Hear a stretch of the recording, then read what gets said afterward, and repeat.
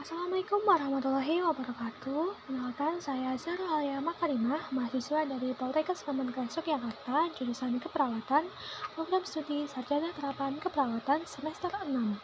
Jadi, di sini saya akan menjelaskan video edukasi tentang CAPD pada pasien diabetes mellitus. Oke, stay tune dan simak videonya sampai selesai ya. Diabetes mellitus, terapi pada pasien CAPD. Apa itu diabetes mellitus?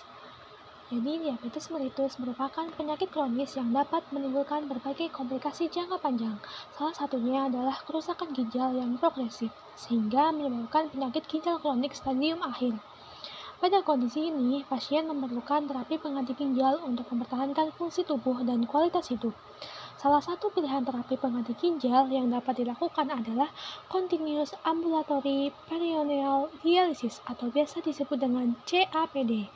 Sebagai perawat atau nurse edukator di pelayanan kesehatan primer, peran edukasi ini sangat penting untuk meningkatkan pemahaman pasien dan keluarga sejak dini mengenai terapi CAPD agar pasien dapat mempersiapkan diri secara fisik, psikologis, dan sosial. Oke, untuk selanjutnya ada batasan diet. Yang pertama, rendah fosfor. Yang kedua, rendah kalium. Dan yang ketiga, rendah natrium. Untuk yang belum tahu apa itu CAPD, jadi CAPD adalah salah satu metode terapi pengganti ginjal yang menggunakan membran peritoneum di dalam rongga perut sebagai penyaring alami untuk membuang sisa metabolisme dan kelebihan cairan dari dalam tubuh. Pada ini, cairan dialasat dimasukkan ke dalam rongga perut melalui kateter, lalu didiamkan beberapa jam, kemudian dikeluarkan kembali dan diganti dengan cairan baru.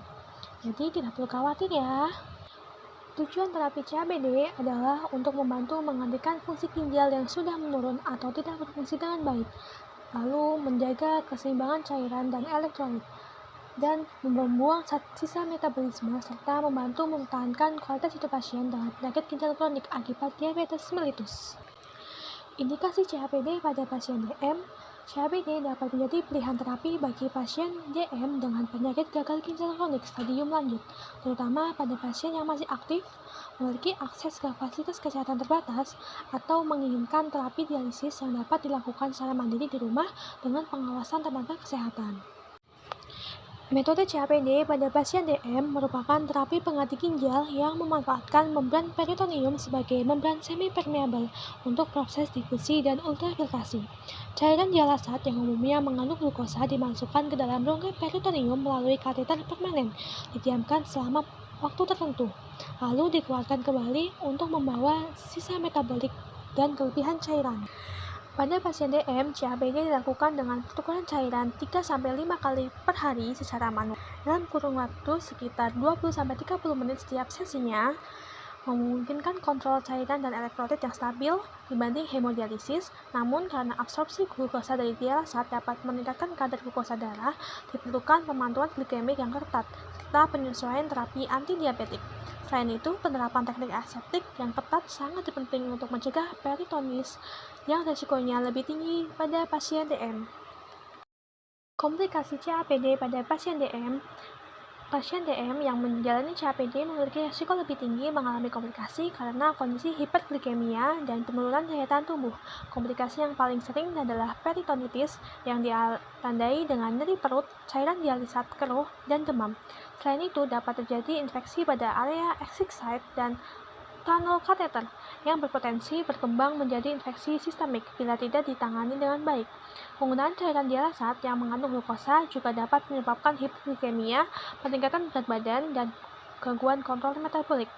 Komplikasi lain ini dapat muncul antara lain masalah mekanik seperti kebocoran cairan, aliran dialasat tidak lancar, atau perpindahan posisi kateter.